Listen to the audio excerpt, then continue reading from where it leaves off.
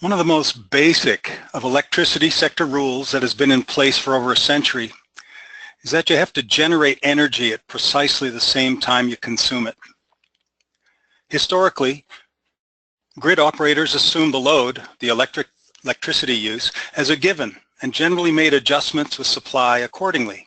They ranked the available generators in the so-called merit order to meet demand first with the lowest cost option, gradually moving up the merit order until all the electricity demand was fully covered. Today, with the advent of storage, for example, and other technologies and capabilities that we'll be discussing today, that fundamental rule has been changed, creating significant opportunity. Put simply, when you take a shower, it doesn't matter anymore that the water was heated 5 minutes or 5 hours before. There are technologies on the supply side like flexible generation and the demand side like the water heater I just mentioned, as well as transmission capabilities and system operations. They are all important and have different cost characteristics and, like electric storage, changing cost characteristics. And they all become more important as we look for cost-effective ways to accommodate greater amounts of variable renewable resources on our system. These and other technologies allow for what we're going to be discussing today, flexibility. Hello everyone, my name is Dave Farnsworth. I want to welcome you to RAP's first webinar of 2019, a roundtable discussion entitled, Let's Be More Flexible, Rules and Tools for a Modern Power Grid. To explore the topic today, I'm joined by colleagues David Littell, Carl Linvill, Jess Shipley, and Jim Lazar. I'm not going to go into their extensive backgrounds. Their bios are available on our website. Suffice it to say that David, Carl, Jess, and Jim have been looking at examples of these developments from the point of view of generation, transmission, system operations, and the demand side, and they have some very interesting news for you to consider today. Now, before we get started in earnest, let me explain a couple process-related points really briefly. There are a large number of you today, so we're going to keep you muted. You can, however, submit questions in the chat box. We'll do our best to get to those questions. The webinar, as usual, will run 60 minutes, but we're game to stay on for an additional half hour if there are more questions. And finally, you should know that this webinar is being recorded, so others who can't participate today can enjoy it at another time. In a few days, we're going to send you a link and the slides. Jess?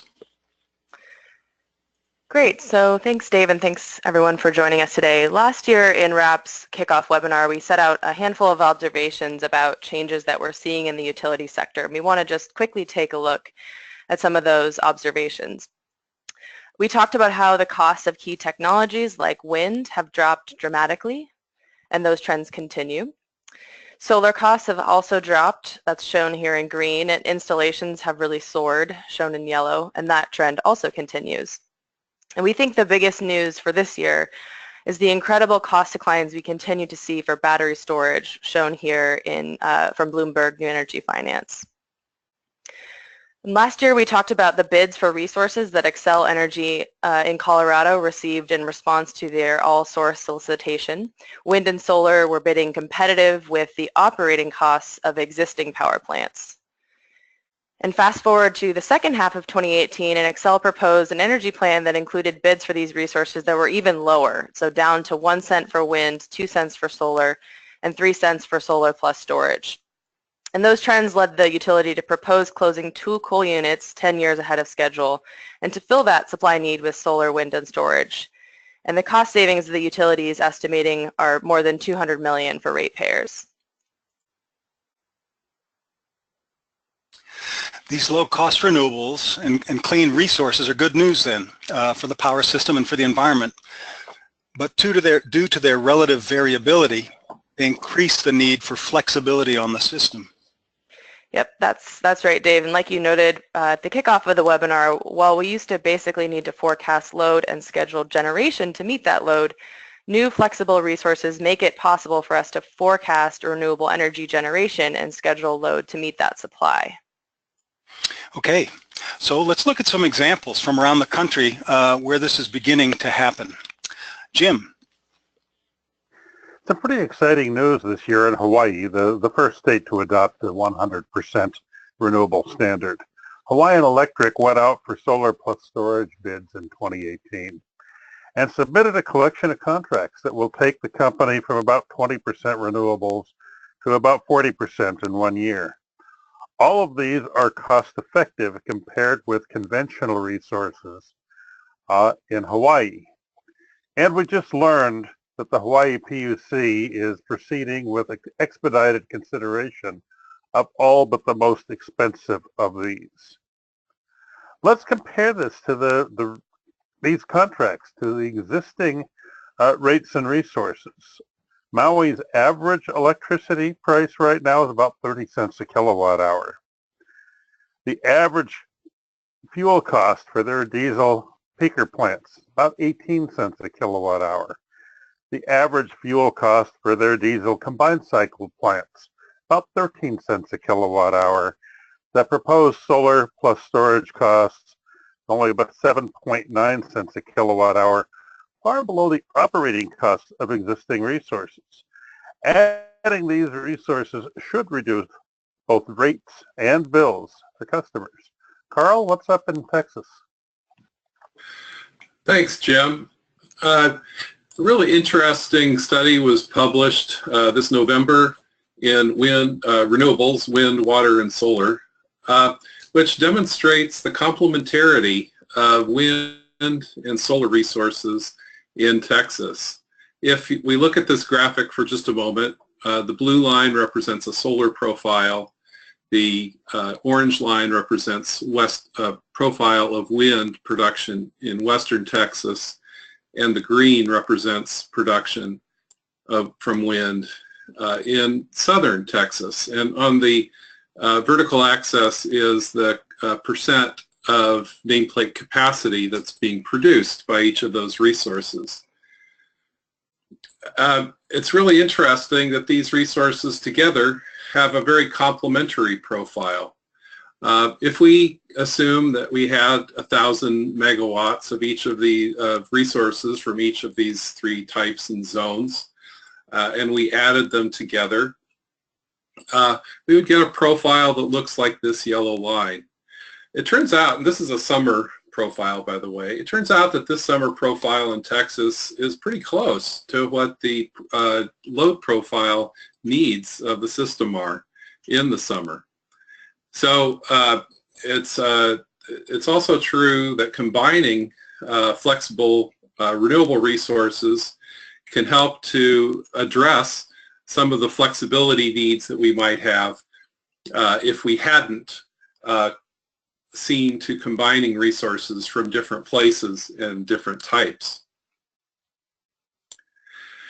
We can see that part of this puzzle is adding transmission. If we add, transmission was added in Texas between 2011 and 2013.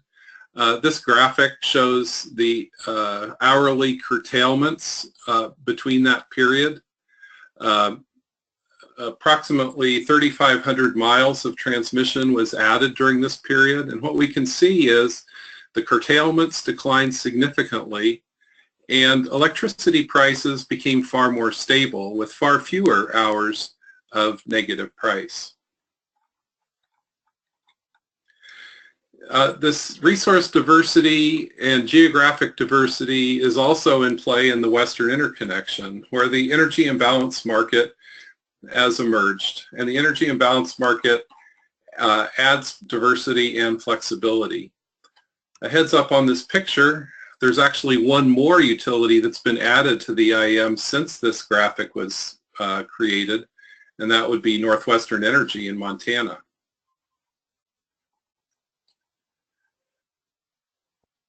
The Western EIM started with just two entities, the California ISO and PacifiCorp in 2014, but the map we just saw showed that currently there are 8 members and there are several more joining. Why are people joining? Well, the benefits are growing. This graphic here shows the benefits, the economic benefits generated from 4 participants called EIM entities in the Western EIM. You can see in 2014, when there were just 2 entities, it was rather meager. As entities have joined, what do we observe? Each entity benefits, and the cumulative benefits grow at more than a linear rate. And it's not just while this graphic focuses on economic benefits, it's not just the economic benefits. It's also true that curtailments avoided from the existence of the EIM have summed to more than 700 gigawatt hours, and this results in more than 300,000 tons of reduced carbon emission.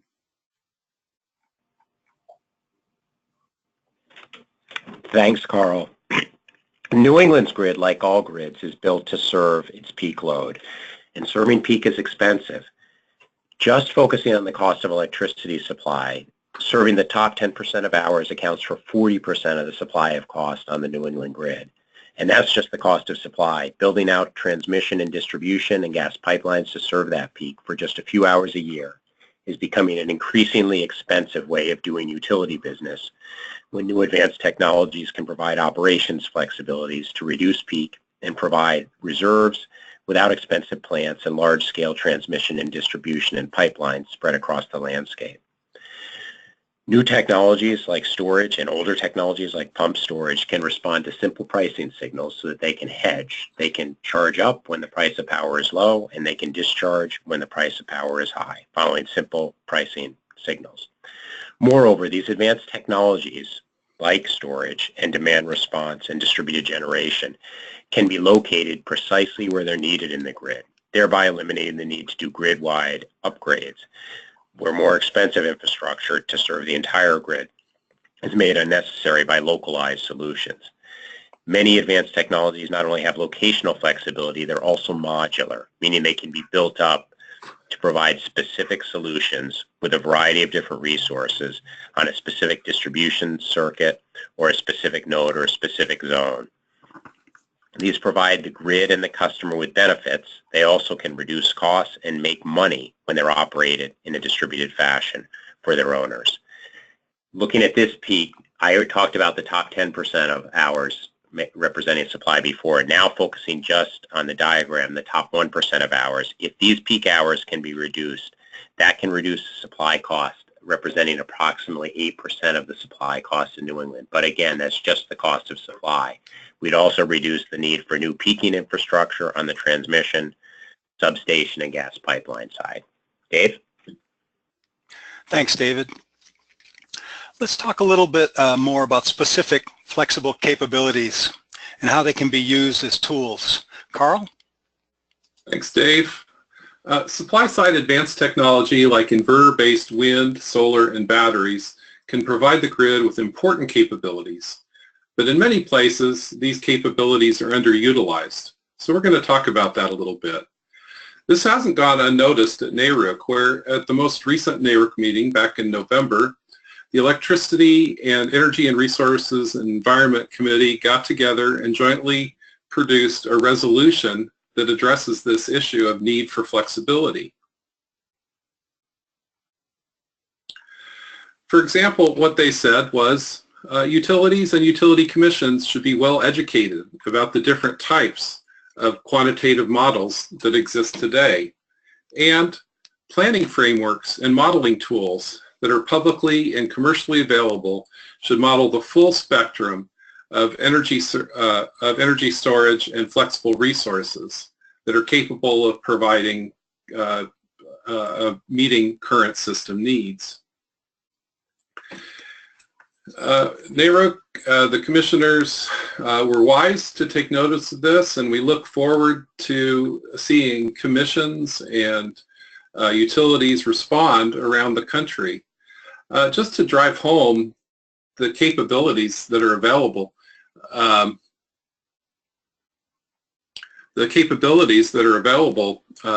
through inverter-based technologies, Michael Milligan produced this very useful graphic, which you can download at the address shown at the bottom of the page there, that shows what kind of capabilities wind, solar, and storage that inverter-based can have. Solar and batteries have always been inverter-based. Wind more recently became inverter-based over time, and it also captures these capabilities. The capabilities of these technologies are numerous. For example, let's just pick out a few of the capabilities that are important. One, for example, is inverter-based wind can provide synthetic inertia for the system. Another one, pre-curtailed wind and solar PV can provide primary frequency response up. And all wind and solar PV can provide primary frequency response down.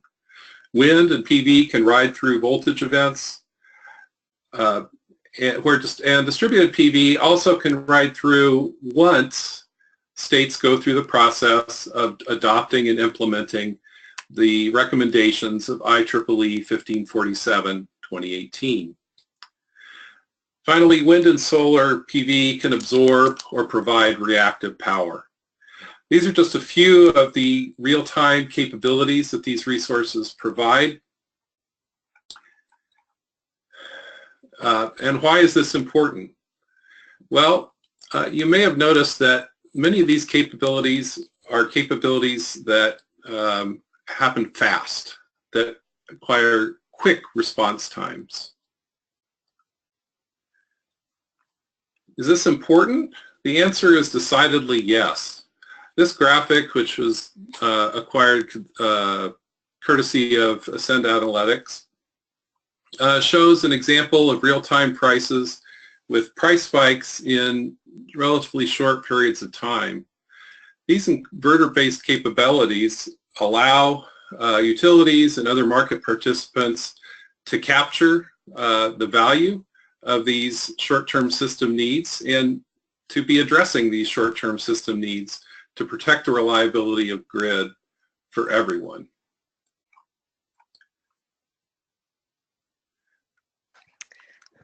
Great. So transitioning to the demand side, where new services are really becoming available, the key point is that the technology advancements that we're seeing on the demand side mean that we can now manage demand to meet available supply rather than needing to dispatch supply to meet an uncontrollable demand. And traditional demand response programs really only focus on shedding load during times of grid stress, but we can now expand our understanding of the value of demand response to include other grid needs. And I want to describe these here in a way that an LBNL report for California from a couple of years ago did, which is shape, shift, shed, and shimmy. So the first of those is shaping, and this is really looking over the longer term. We can shape the underlying load profile. Examples of things that do this well are time-varying rates, which we will talk about more today. And these can help alleviate the midday drops in net load that we see, particularly on systems with lots of solar coming online, but also energy efficiency, in particular efficiency that targets loads that contribute to peak demand, like air conditioning, can have a big impact on long-term load shape.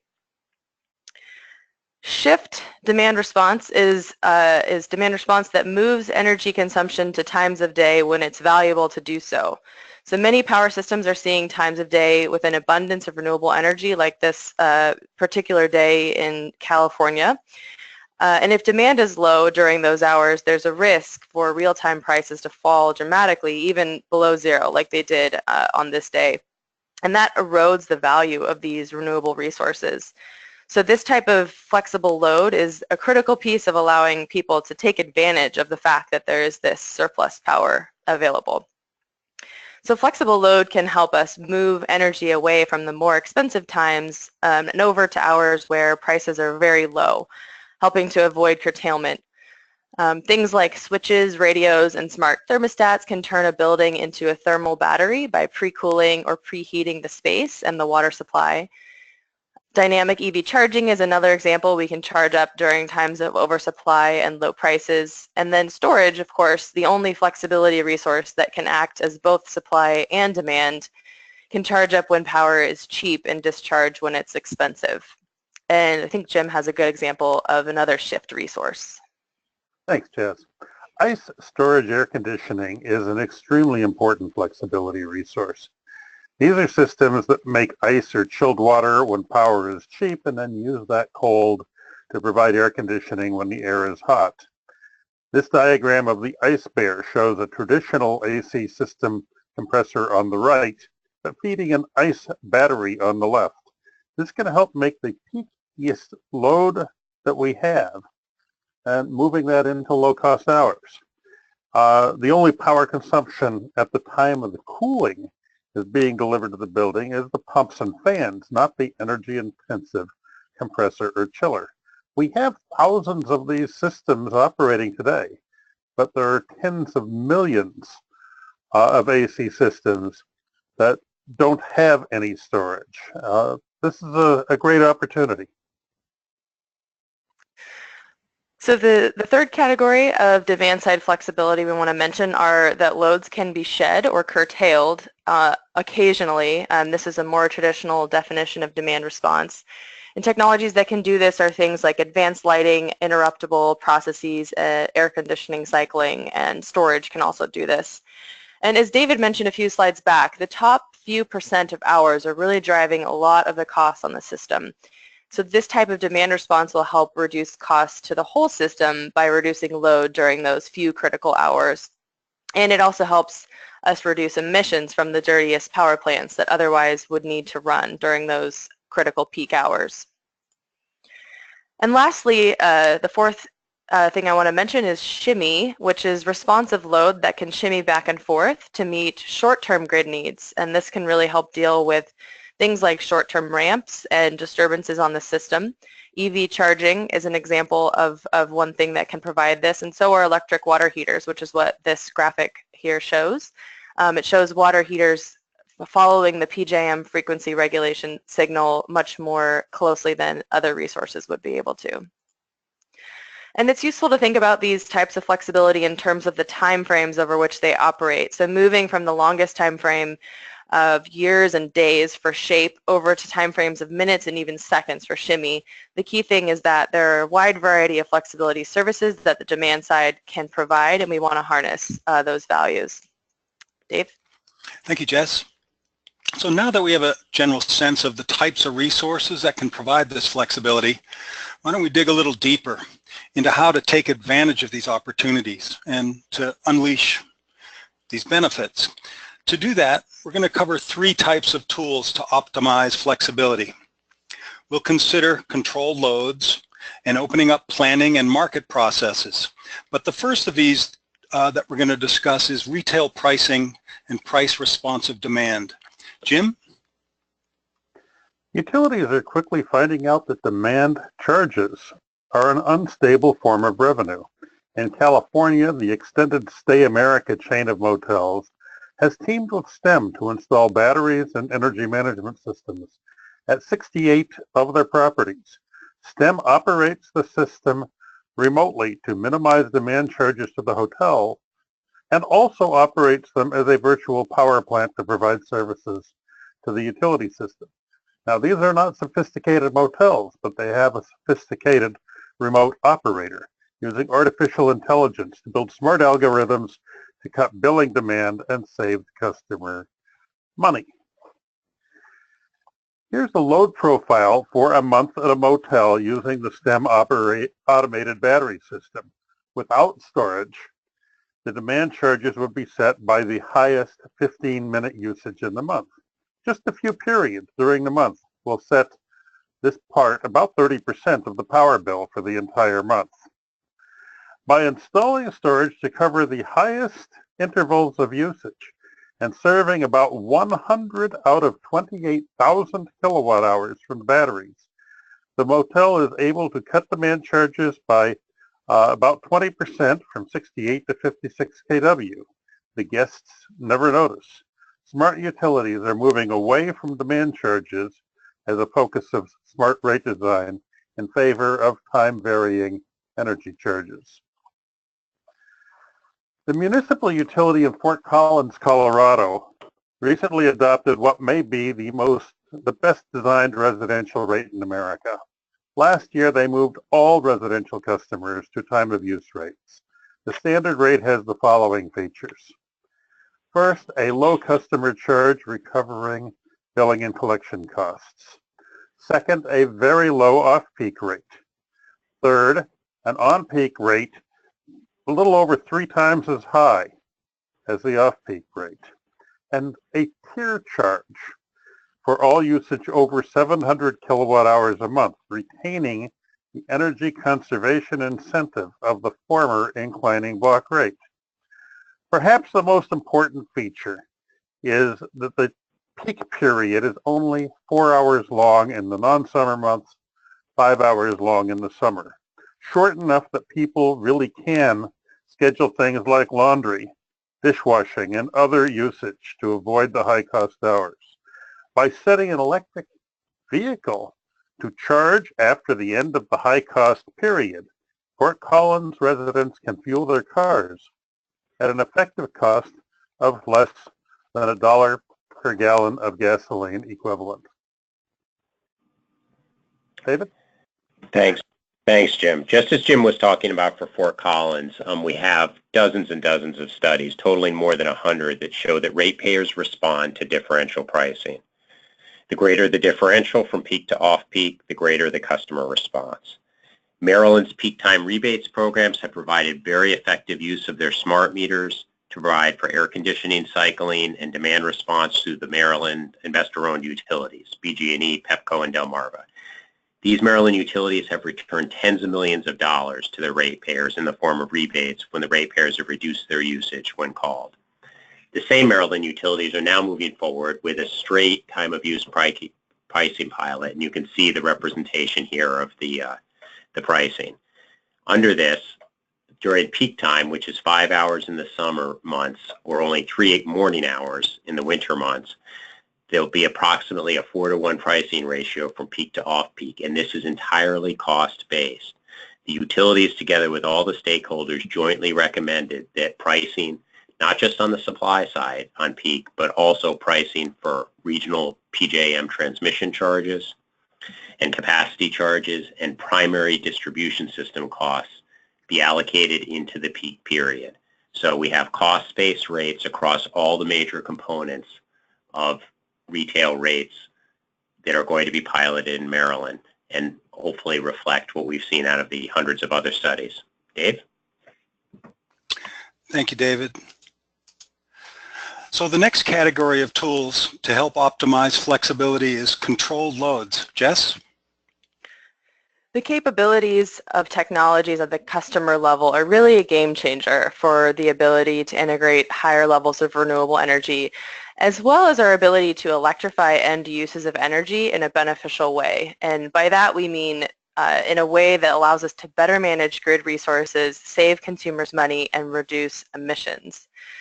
So what capabilities are we exactly talking about here? Well, let's look at the smart house of the future and the impact of some of these technologies can have on peak usage of that house. First and foremost, an energy efficient building will mean lower overall energy usage, and in particular it helps limit the energy needed to provide space conditioning, which is a key strategy for making electric space heating more economic for consumers. Heat pumps are becoming ever more efficient and modular. The potential contribution to household peak demand is about 4 kW. Similarly, for cooling, ice storage is becoming economical, as Jim touched on, to shift the time when cooling service is drawn from the grid and use the stored ice to cool during the system peak. But left uncontrolled, cooling could add also about 4 kW to peak usage. Smart thermostats make it possible for space conditioning uses to participate in programs like Nest's Rush Hour Rewards, which allows customers to be rewarded for letting their thermostat automatically be turned down during a very small number of times of the year. Electric vehicles are another form of controllable load. A level 2 charger would contribute about 6.6 kilowatts to peak demand if not controlled. Grid integrated water heaters can respond to signals from the utility or an aggregator and turn down when prices are high, and uncontrolled they contribute about 4.4 kilowatts to peak.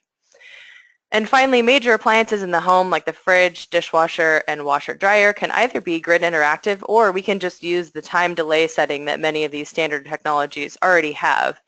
And the contribution to peak can be meaningful, the two biggest pieces here being the dryer and the dishwasher. So when you add up all of those uses, plus the lights and other minor appliances and devices, if uncontrolled and occurring all during the system peak, these could add significant cost to the system and would likely mean that many of these devices are running or charging when fossil fuel peaker plants have to turn on.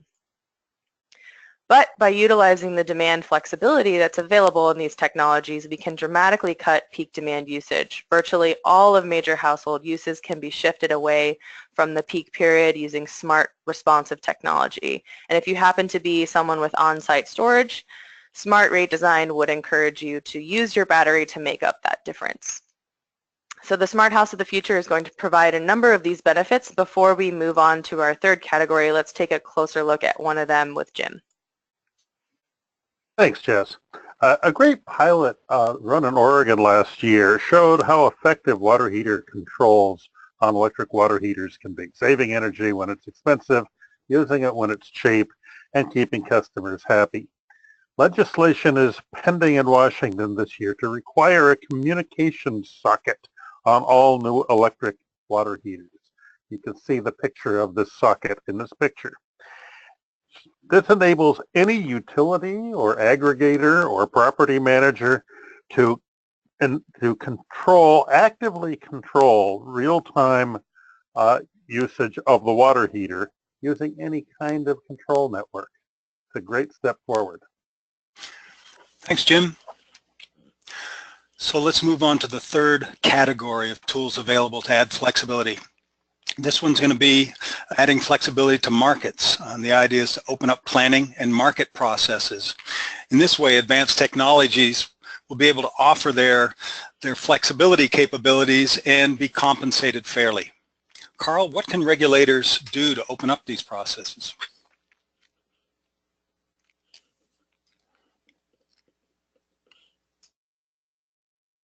Carl, you may be muted.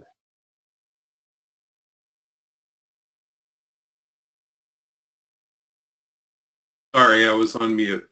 As the NARUC commissioners have said, utilities and commissioners need to understand flexibility better and need to understand what capabilities advanced technologies like storage can provide.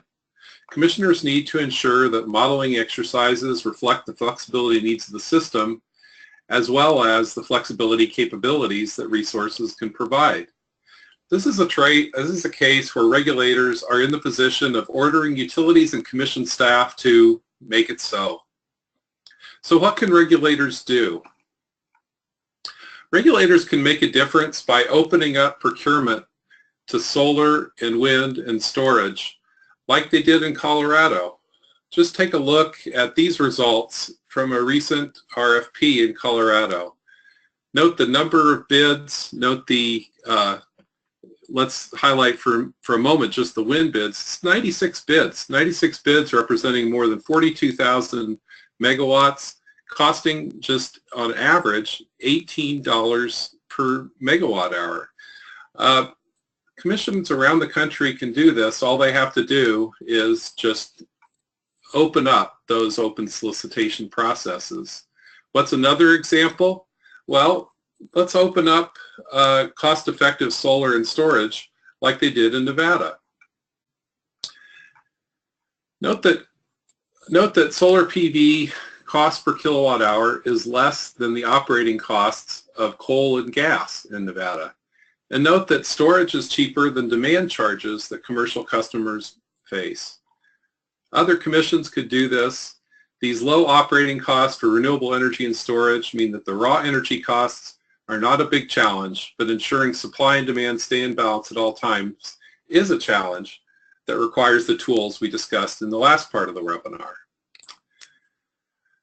What else can we do? Well, we can open up wholesale markets to aggregated DERs and storage, like they did in California.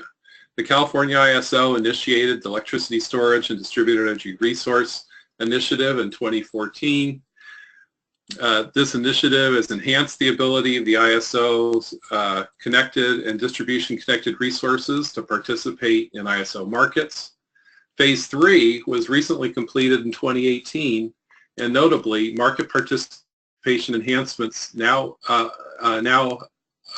pending approval at FERC include providing a bidding mechanism that allows behind-the-meter resources to offer load-using and load-curtailing service. That's aggregated behind-the-meter stuff. Regulators can also make a difference by inviting advanced technology alternatives when fossil plants retire. In this example, PG&E and East Bay Clean Energy Project started something called the Oakland Clean Energy Initiative, which replaces a retiring 165 megawatt Dynegy gas peaker and obviates the need for new transmission. The combination of resources identified as meeting the need created by the retirement of the Dynegy peaker include these three resources noted here: combinations of distributed resources, some utility-owned storage, and some substation upgrades and line re-ratings. And this is ratepayers money and is reducing emissions. The three alternatives that looked at larger grid solutions, like adding a 115 kV line solution, a 230 kV line solution, or adding a replacement generation facility, ranged from $300 to almost $600 million. The combined distributed energy resource solution resulted in a total price tag of only $102 million. This can really help ratepayers. David? And picking up on Carl's, thanks Carl. Picking up on Carl's theme of what else we can do, we can use demand-side solutions to manage seasonal load. Oklahoma Gas and Electric has a very effective demand response program using their version of smart meters, and we've already talked about Maryland's utilities demand response programs using air conditioning cycling and straight demand response signals. However, our market rules make a big difference, right? Because PJM, our largest electricity operator, has put forward rule changes that have been adopted to eliminate the ability to receive capacity market payments for seasonal demand response. And that makes a real difference because that is how the Maryland utilities have funded their demand response program. So the money that's been received, the tens of millions of dollars by ratepayers, is potentially endangered by this, from the point of view of the public, fairly arcane market rule change. And we can do this by designing pricing to reflect the needs of the grid at the large scale, regional level, at the utility level, the zonal, nodal, and circuit levels.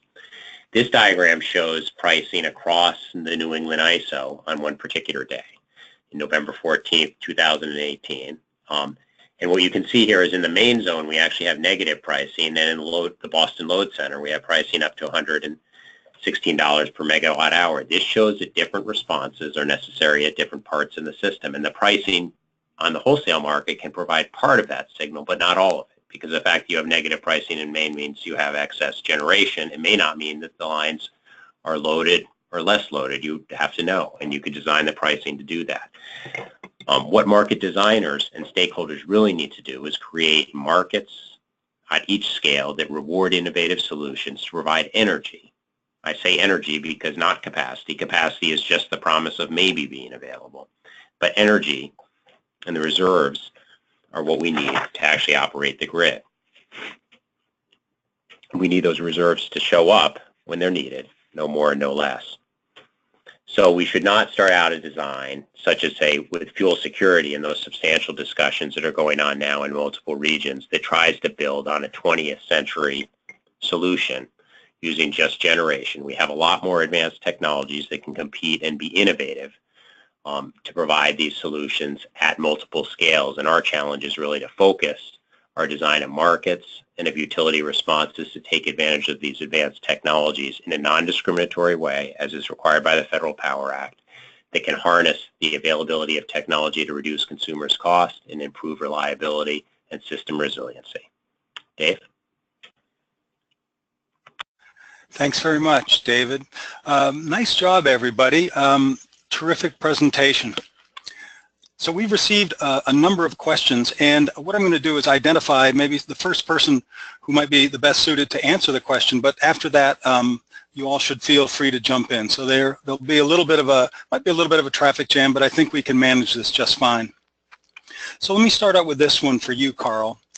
How can regulators ensure IOU spending on flexibility that delivers benefits in excess of costs, or spending too much too soon, to avoid spending too much too soon?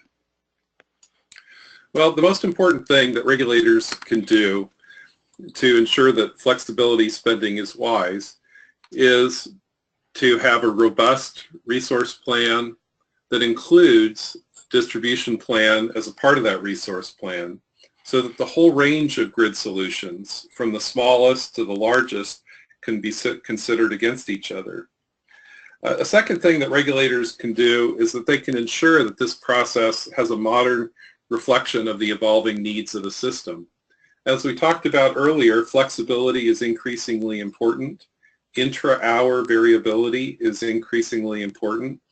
But yet, many resource planning processes still rely upon forecasts that provide far less granular forecasts of energy and capacity. In order to get to what the system really needs and identify what those high-value flexibility investments are, you need to change the way that modeling of system needs happens. And then finally, we need to get into the real time. We need to get into locational granularity and real-time granularity. We need to make sure that those signals are transparently communicated to participants. If we have all of these things in place, then it's easier to identify those investments in the grid that actually open up the least cost flexibility resources. Without this careful deliberation, it's tough. Okay, thank you, Carl. Jim, do you agree that real-time pricing of electricity is the most economically efficient way to integrate distributed energy resources? It turns out it's not. Real-time pricing makes a lot of sense in a system that's dominated by thermal resources that are in an economic dispatch priority scheme. But in the distributed energy system of the future, we're driving out all of the variable costs. We're going to be using wind and solar to provide our energy, storage to provide our capacity, and at any moment it's possible that there will be zero incremental cost, even though there is tremendous incremental value at certain hours.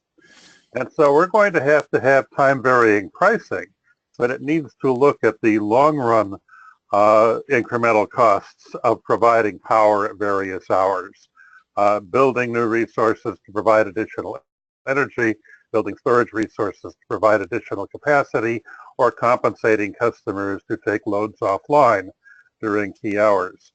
It's going to be a lot more complicated system than the traditional market clearing prices based on the dispatch costs of available thermal resources in the future world where we drive out all the variable costs.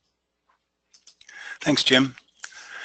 Jess, does 20-year least cost planning need to change with flexible resources that are decreasing in cost faster than forecasts and IRP cycles? So I think that Carl touched on a few things relevant to this question a minute ago, but I think we need to be encouraging and even requiring utilities to look holistically at technological innovation and promoting scenario development in their IRPs that don't just include, large-scale utility solutions, and maintaining that ability to adjust to future technological change by planning for these more localized distributed resources. And I think that's where conducting an integrated distribution plan, or even looking at how IRP and IDP can be integrated, could be a really worthwhile, and a number of states and utilities are starting to do this. So the distribution system being really where many of these fast-changing technologies, which is sort of what the question is referring to, are being located. And their deployment and use directly impacts the quantity and type of resources that are needed at that bulk system level. So if we can make our planning processes more integrated with one another, that will help them become more accurate and responsive to technological change in the future. Thanks, Jess. This is a toss-up for any of you. In RTO areas, generation is generally under FERC jurisdiction, excluding distributed resources for now, while load is generally under state jurisdiction. How do we coordinate the two sides, supply and load, without an entirely new regulatory structure? Well, I'll give a shot at it. This is David. Utilities do that now already, and traditionally have been able to do that. So one solution is to have the utilities coordinate it through their control rooms. Another solution would be one put forward by former FERC Chair John Willinghoff, is to create a distribution system operator to balance load and supply at a distribution system level. And there are other models out there using aggregation and markets, which are being pioneered in California. So Carl may have some commentary on that. This is Jim. I'll take just a little quick shot at this. If the prices in the wholesale markets that FERC has regulatory authority over are fully transparent, then the states and the individual utilities will have a clear idea what the supply options are from outside the service territory, and can very effectively manage the demand side resources and the distributed resources that are inside the service territory in response to those prices. That will work as long as we have generating resources dominating, conventional generating resources dominating the market clearing prices. So that'll change as the system becomes more dominated by resources with no fuel costs. Thanks, just to follow up on David's reflection on California. I think I agree with David that the mechanisms are largely in place. What's not in place are the rules between the distribution system operators and the ISO, if you have an ISO, that give the ISO the visibility to those distribution resources to allow them to count as a resource at the ISO, and also to notify the distribution system operator that those resources are then committed there, so they may not be available for some local distribution service opportunities. So there's no doubt that greater coordination is needed, and this means that regulators at the federal and state level also need to be better coordinated. But this is a solvable problem.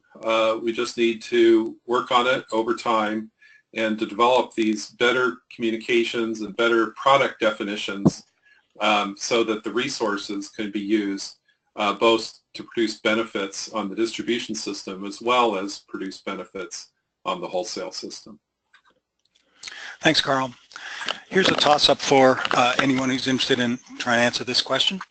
If we look at the data, energy efficiency seems to be generating a greater reduction than renewables now provide. Shouldn't your important idea about flexibility include both efficiency and renewables? I'll take a crack at that one. I'm really glad someone asked about energy efficiency. We talked about it a little bit in the webinar, but not a lot.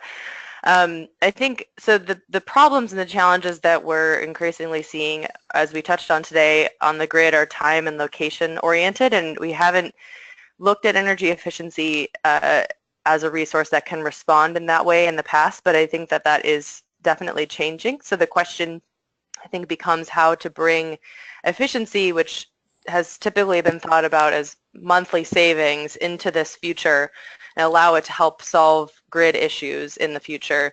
Smart meters are starting to help us quantify energy efficiency over the course of a day.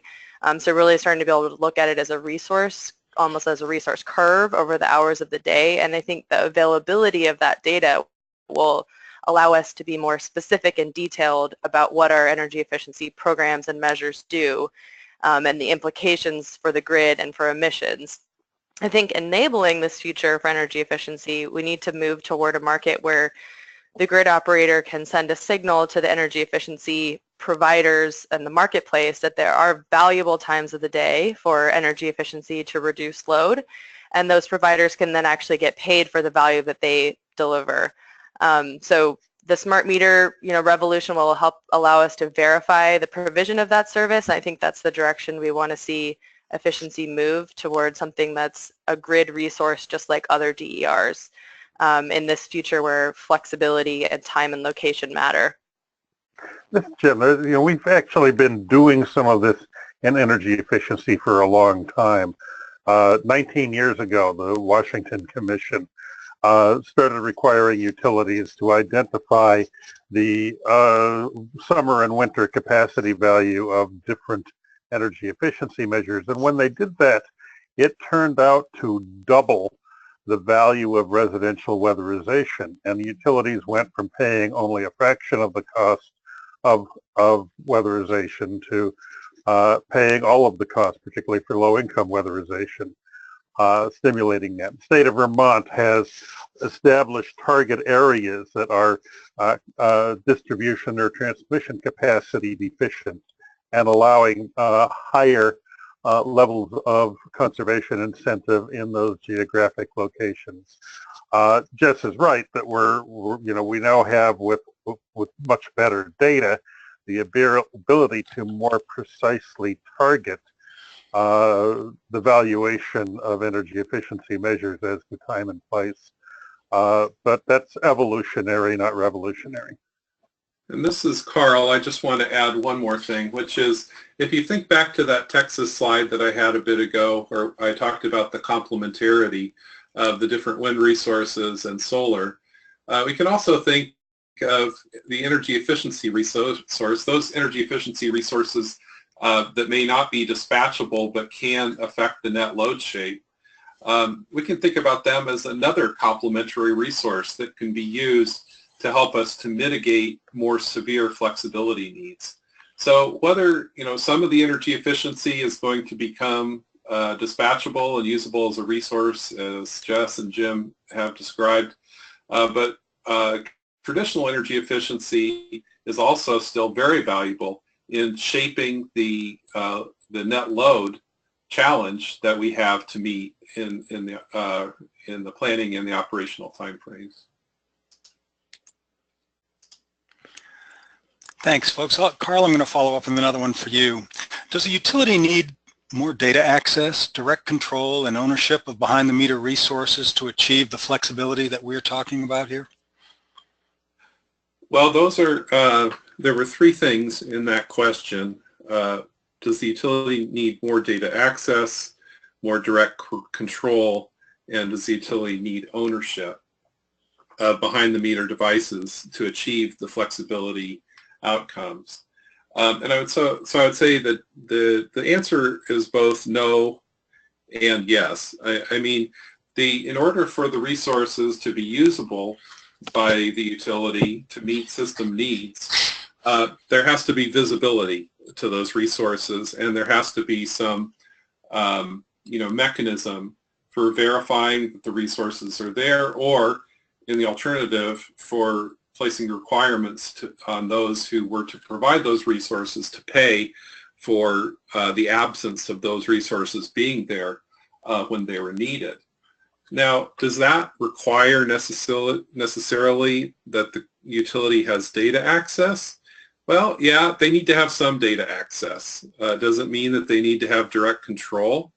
Well, not necessarily. That the customer can bid, or the aggregator of customers can bid in the resource, and as long as you have the mechanisms to ensure that those aggregated customers pay the cost if they don't show up in the volume that they bid in at, then you're okay. Does the utility need to own all of this? Well, no, I think, in fact, we don't really want the utility to own everything, because it's far more cost effective for ratepayers to have consumers and aggregators and third parties build things at their own expense and offer those resources into markets than it is to have the utility build everything. All that being said, should the utility own some of this stuff? You know, absolutely, and it varies in different places and different contexts in terms of how you navigate access, control, and ownership. The bottom line is that the resources need to be offered the opportunity to bid to provide needs of all sorts, and they need to be held accountable if they don't perform. If they fail to show up, then they have some cost to pay to keep that system in balance in their absence. Thanks, Carl. Yeah, look, Donna, if you can go back to slide 38, I think we can illustrate what Carl just said. This was the extended stay America hotels that the there we go. No, go ahead to the graphic. The STEM motel, this one, where the STEM owns the batteries, the hotels are the hosts to the batteries, the customer gets the demand charge reduction, click once, but the STEM is also bidding these batteries into the utility system when they're not needed to serve the hotel's needs. So the utility doesn't own the resources, it doesn't control them, but they're bidding in and they have consequences if they don't perform. Exactly what Carl was saying. So what Carl was describing is happening. Thanks, Jim. So we're getting near the top of the hour, but how about one more question here? The listener is especially interested in ways to encourage utilities to invest in flexible grid technologies, strengthening their operations.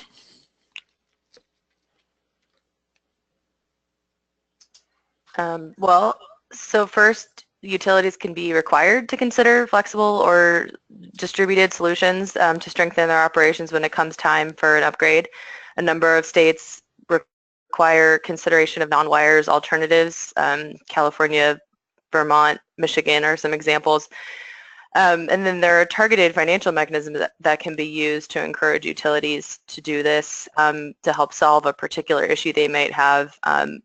California and New York are experimenting with allowing rate of return on expenditures for non-wires alternatives. I think more generally the trend towards more performance-based regulation could start to provide incentives for flexible technologies to compete with more traditional solutions. So those are just some ideas. Thanks, yeah, I would add, this is David, on flexibility, I think the crucial determinant is sort of not what technologies they have or even who owns them. It's how they're operated and how they're integrated into resources, and that's, you know, good and bad in terms of the utility operating them, because the utility certainly has a potential to integrate them in as well as possible, but it requires completely new ways of doing business, of operating facilities that distribution engineers may or may not be trained to doing, and culturally a different way of operating the grid. So, I mean, I think it's a challenge. It's a challenge that some utilities are up to meeting, and it's a challenge that we'll see play out across the industry over the upcoming years. But again, how they're operated is much more important than who owns them or whether they exist or not. Thank you, David. Well, listen, why don't we just summarize here? We're at the top of the hour, and as I mentioned earlier on, we're game to go for another 30 minutes. There are more questions that have come in. But let's just sort of try to wrap a string around what we've heard so far. So our presenters today, they've illustrated a number of important trends and opportunities for making power grids more flexible and capable of accommodating greater amounts of variable renewable resources. As the power sector endeavors to incorporate more variable renewable resources, incorporating flexible generation, transmission capabilities, system operations, and manage demand-side resources can help contribute to this system flexibility that we've been talking about. We think that this is an opportunity for regulators to provide policy guidance to help realize the many benefits of a more flexible grid. I'm going to stop here. I'd like to thank our presenters, Carl Linvill, Jim Lazar, Jess Shipley, and David Littell, and thank you all for joining us here today. Okay, folks, that's a wrap. Now let's turn back to more questions. It seems like we still have quite a few folks still on the line. As I mentioned, we're game to run for another 30 minutes. We have a question regarding slide 60. Don, if you're able to move back to slide number 60. The question is, would nodal or circuit price variation have an impact on customer bills based on their geographic location? An aspect of traditional electric utility pricing is non-discriminatory pricing charged to retail customers based on their location.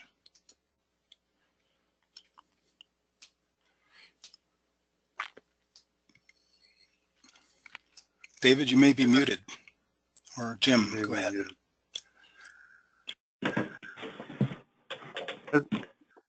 This is David Littell's slide, and I hope he's off mute now.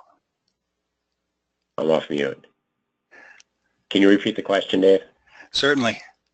So would nodal or circuit price variation have an impact on customer bills based on their geographic location?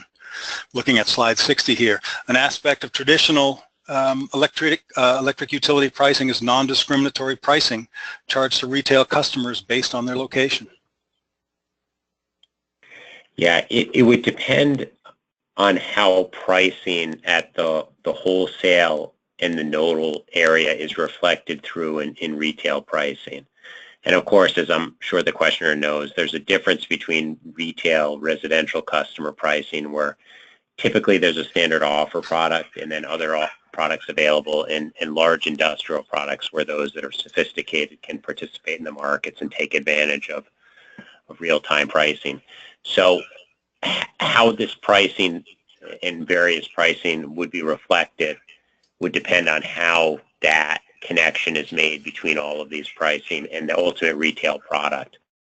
The time of use product that we showed before for Maryland is an example of a way to do that. You take all the factors, the stakeholders and work group looked at all the factors that would come in through various pricing and attempted to come up with the most cost representative pricing scheme across 2 different seasons, and settled on 2 different seasons for purposes of simplicity and understandability, because there's a trade-off between granularity of information and the ability of customers who don't spend all day every day thinking about their pricing to understand it. So there's a lot of pieces to that answer. The more sophisticated the customer is, the more complex and granular you can get with your pricing schemes.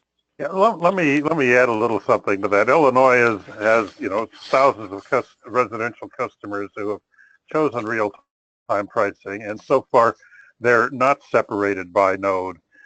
Maryland has its peak time rewards program, which gives a $1.25 credit to customers who reduce load at key times. It's much easier to imagine the peak time reward system being made more nodal, where customers in a certain geographic portion of a utility service territory are offered a reward to curtail at key hours.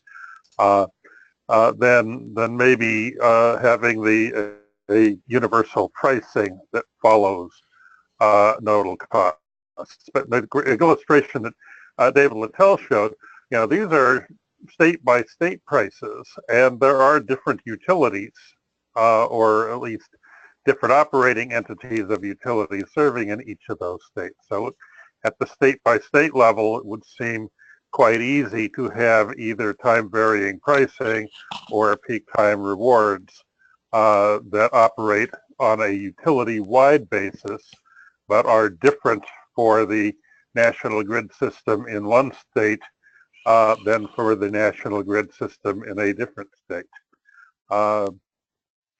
I think, however, we will get to the point that we see nodal opportunities for retail customers. And I use the term opportunities to vaguely include both default pricing for the kilowatt hours that they consume, or moment by moment incentives to modify consumption in certain nodes. I think we'll get there. This is Carl. I just want to add one thing, which is, on the one hand, we want universal access. We want non-discriminatory pricing. We want to make sure that everybody has a safe, secure, reliable electric service at an affordable price. And we want to make sure everybody is served. So, so we need to retain that. The thing we have going on in parallel is that the resources, including loads on the distribution side, on the customer side of the meter, and on the distribution system, are becoming increasingly capable of being a resource.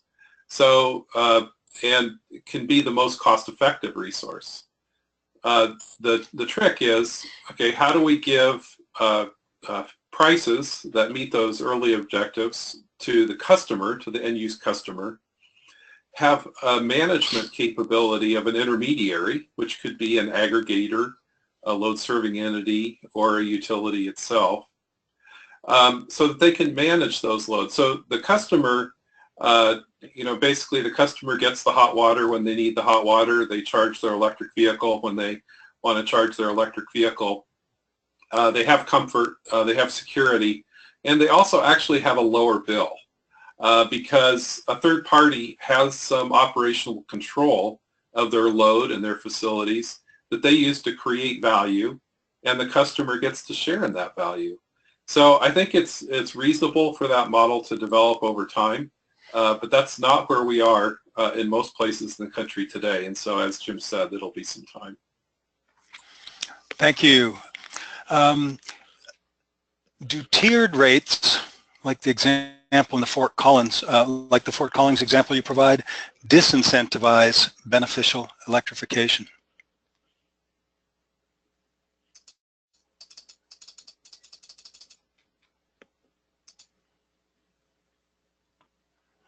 No, this is David. I don't think they do. It sounds like the question's assuming a number of scenarios for pricing, but beneficial electrification can involve time variant charging and using, such as for electric EVs that are easily programmable to charge during an off-peak time period.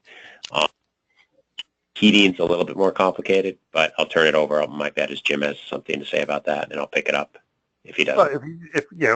Thanks for bringing up the Fort Collins rate. On this off-peak rate, a heat pump water heater is going to be less expensive for the consumer than a gas water heater. And it creates an incentive for electrification of that particular load. It may not provide an incentive for electrification of the space heating load if the space heating usage is going to fall primarily during the high-cost hours. But as just described, if you can preheat or pre-cool, you may be able to do the overwhelming majority of the space heating at the off-peak rate, at which point the heat pump may be the heat pump that you've installed for its air conditioning needs and provision in summer may well be the more economical way to provide your space heating needs during most hours of the winter. So this kind of rate design, I think, does provide a strong incentive and reward for careful electrification of a number of residential loads. Thanks, Jim. Anything to add? Okay. Could you please discuss a little bit more, discuss capacity markets a little bit more and energy markets? For example, does Texas need the ORDC changes they are discussing? On the invitation to discuss the Texas changes, I think I'm going to take a pass on that. But in terms of capacity and energy markets, the Texas model does show very effectively that one can operate without a capacity market. The reserve markets are more fulsome than in some of the other RTOs without them, but have been able to satisfy the requirements of Texas over the long term and provide much more pricing in the energy price component, so that provide both suppliers and customers can respond to that. The capacity markets have one of the many features is that the pricing is a lot less time responsive, since it's spread out over 1, 2, or 3 years in advance and allocated to load, not necessarily in real time. So the Texas energy market has shown that that's not necessary. And in fact, the other component of that is looking at the Eastern RTOs. When we went through the first of the polar vortexes in the East, what we found, I was a New England commissioner at the time, was that the capacity simply wasn't there that we paid billions of dollars for. So that's why we've seen things like pay for performance and capacity assurance and PJM and other initiatives to ensure that the resources are there when they're needed. But that sort of begs the question to me of why are we still paying billions of dollars for capacity? So that, that's a very real issue that regulators and stakeholders are dealing with across the spectrum. Yeah, what the Texas market has really shown us is that energy markets are very effective at providing incentives for resource development. If there are times when they're very high, but also that the ancillary services markets are quite important. And I think that the ancillary services markets are going to be important, but capacity markets are generally a mistake. This is Carl. I'll just say that I'm not familiar with the specific ORDC changes that you're interested in having us comment upon, but I would be happy in consultation with one of our colleagues who's not on the phone today to get back to you on that. So please do contact us offline or after the webinar, and we can get an answer back to you. Thanks. Thank you, Carl. Jess, how can energy storage goals help meet state peak shaving goals? Is there an overlap in attaining these goals, for example, in New Jersey? Well, I think that energy storage itself can help meet peak shaving goals. I don't know that energy storage goals necessarily do that. As Jim pointed out earlier, larger customers like hotel chains are already investing in storage to help avoid their own non-coincident peak, so their own individual peak demand to reduce their demand charge. So I think if the market and rate designs aren't structured to encourage these private investors who are going out and acquiring storage to use their devices in a way that benefits the overall system, it won't necessarily help with peak reduction. It will help individual storage operators reduce their own peaks. So I think having a storage goal is not really enough to work on peak shaving goals, but it certainly could be a component of a state policy in that sort of portfolio of options. Yeah, the rate design changes really need to come along with the storage goals. If you move out of demand charges and into time of use charges, you're encouraging the storage operator to operate that storage during the utilities peak period when it's most valuable, rather than during the individual customer's peak period, which may not be the same as the system peak. And it may be quite an inexpensive time from a system perspective. And that's clearly the lesson that STEM is teaching us with the 68 systems they're operating for Extended Stay America, that they can both provide non-coincident peak load reduction to the customer and bid the whole fleet into the utility system as a peaking resource for the utility, knowing that only a few of the hotels will have their individual peaks at the same time as the system peak, leaving most of the fleet available to provide system benefits. Thank you. How do we need to stop protecting or incentivizing inflexibility?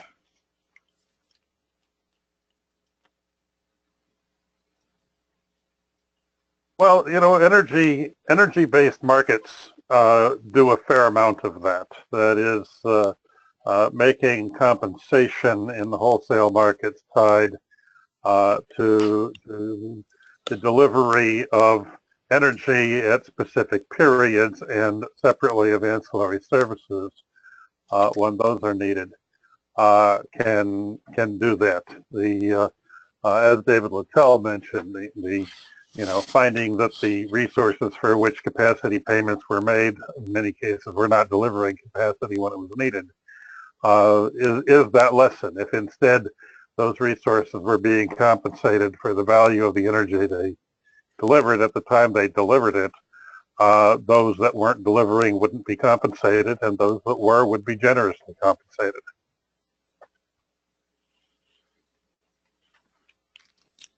Thanks, Jim. Can you describe some effective ways to compensate utilities for revenue losses due to these sorts of new policies? This is David. I'll take that because I'll reframe it a little bit. I'm not sure that we should be compensating utilities for revenue losses, but we could be compensating utilities for doing a very good job of modernizing their grid and effectively integrating these resources in a way that provides the potential for better service that customers value and potential lower cost service to customers who've if these resources are providing cost reductions, then the utilities that are experiencing revenue losses shouldn't be experiencing any earnings attrition.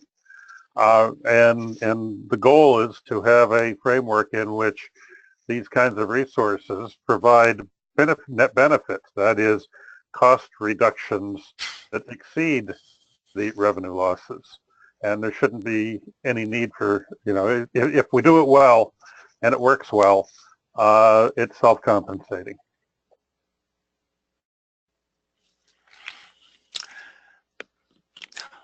Why don't companies adopt the market changes that you've been discussing already with regard to regional, utility, zonal, nodal, and circuit levels?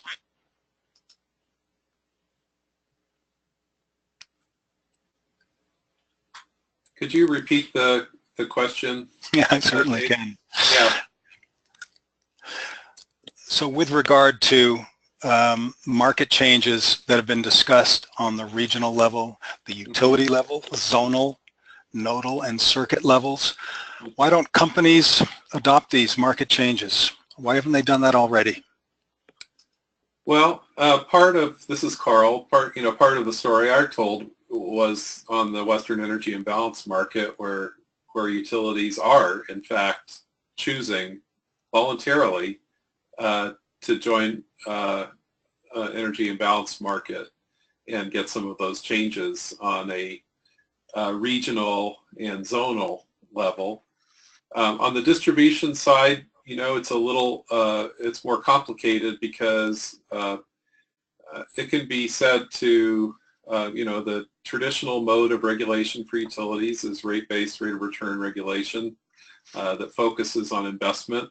David has just been telling you a little bit about how there needs to be some migration towards more performance-based compensation as utilities transition from building more of the big stuff to providing this platform on which exchange can happen.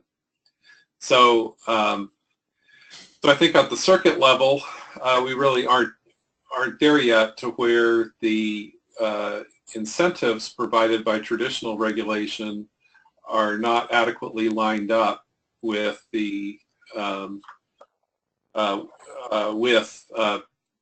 getting that information, using that information focusing on increasing efficiency of operation, focusing on grid modernization investments rather than and on creating a platform rather than on traditional investments. And so why are utilities not there yet? Well, this is not just about utilities being flexible, it's also about regulators being flexible. I mean, regulators have to change and utilities have to change together to turn this into a viable direction. But perhaps somebody else would like to add. Yeah, I mean, I'll just... Go ahead, David. Just to summarize what Carl said quickly, the existing regulatory system, although some utilities are moving forward and experimenting, which is good, the existing regulatory system does not terribly reward innovation and taking chances. In fact, arguably it punishes that, because those chances, if they don't work out well, can have disallowed costs. So Carl summarized that with saying regulators need to take chances. We need to think about how the existing system discourages utilities and provides a very good rate of return when they might not be embracing current changes, and then what we need to do to move forward with a regulatory system that rewards change, but also puts the incentive to ensure that the changes deliver positive either service or cost benefits for customers. Jim, you want to add to that? I just want to encourage our audience to download and look at our recent trilogy on performance-based regulation and some of our earlier work on performance-based regulation, including for Europe, where we talk about ways to reward utilities for achieving both economic and policy goals, rather than for just rewarding them for making utility-side capital investments. We've written extensively on that, and it will take what David and Carl have said to a much greater level of detail for you. Thank you. This may be for you, Jim, and it's related to what you were just, what you three were just discussing. How does one address reliability of performance on possible third-party owned technologies? Does this involve realigning utility financial motives? Well, first of all, a pay-for-performance type contracting mechanism, as Carl described earlier, provides that incentive to make sure that the resources you're buying from third parties are reliable. And maybe we need the same kind of framework for utility-owned investments, as we've written in the performance-based regulation series. But the key is in for resources that are under contract, making sure that the reliability is a driver of the compensation, and for resources in the market, making sure that the reward, the compensation, is tied to performance. Capacity markets don't do that. Energy markets and ancillary services markets do that much better. But careful attention by regulators in the request for proposals and bid evaluation to the reliability components of resources that are proposed is going to be a very important role for regulators. Thanks, Jim. This is a question about the energy imbalance market. And it reminds me of the slide that you brought up, Carl. It had to do with combining different resources. Solar storage is small relative to wind, for sure, in the EIM. What about using hydroelectric pump storage to complement these other resources? If it's cost effective, then by all means. I think the process needs to be opened up to allow developers to take the risk, put down the money, build the resource, and do so on the expectation that they're going to be able to compete effectively in the markets. On the market side, the obligation of the Public Utility Commission and of the independent system operator is to create clear rules for what it means to be qualified.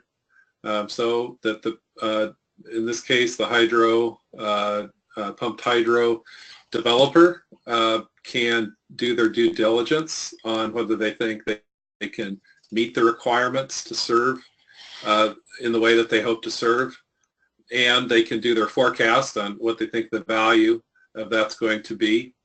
And then by all means, that project will be built. If it passes those tests, then they'll be able to raise money and they'll be able to build that project. So I wouldn't be for excluding that resource. I'd be for allowing it the opportunity to compete if it can demonstrate capability to meet the requirements of the product slice that it's trying to fulfill. This question, David, actually takes me back to the question I was asked on real-time pricing.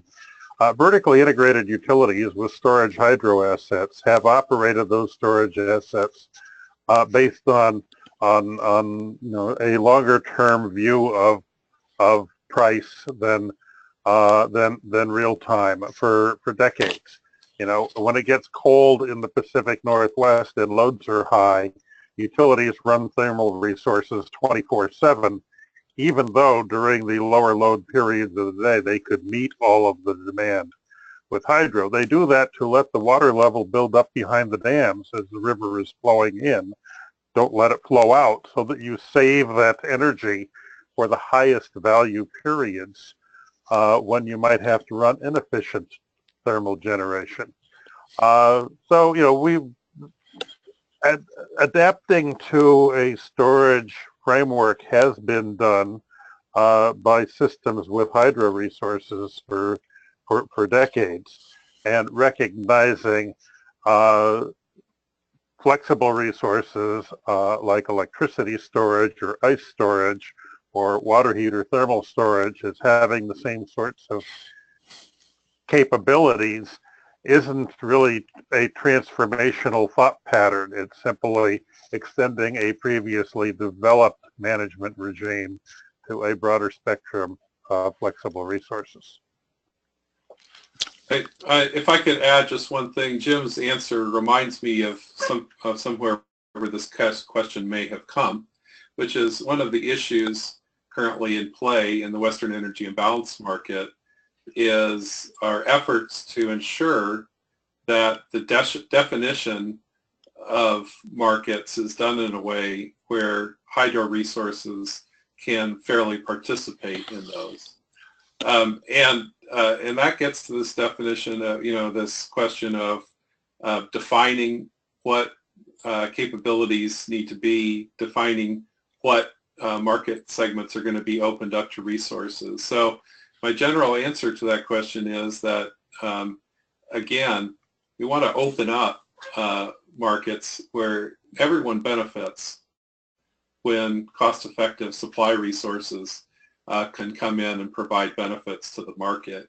And so part of our role as in a regulatory context should be to ensure that all of the supply that can meet the requirements is helped into the market for everyone's benefit. Thank you. So we have just a couple more minutes for before we reach half past. What I'd like to do is maybe get a 30-second response from each of you four to the following question. For citizen activists who want to push their state regulatory agencies to be at the forefront of the flexibility and advancement that has been talked about during this webinar, how can they best activate to produce this movement as fast as possible? In other words, in the next 10 years. Note that with respect to climate change, we don't have any more time than that to avoid disaster. Maybe I'll start with you, Jim. Well, I think the most important thing is to press regulators to move from a regulatory system that rewards investment to one that rewards achievement, so that the utility can earn a higher shareholder return by doing the right thing for its customers than it would earn doing just the right thing for its investors. Thank you. David?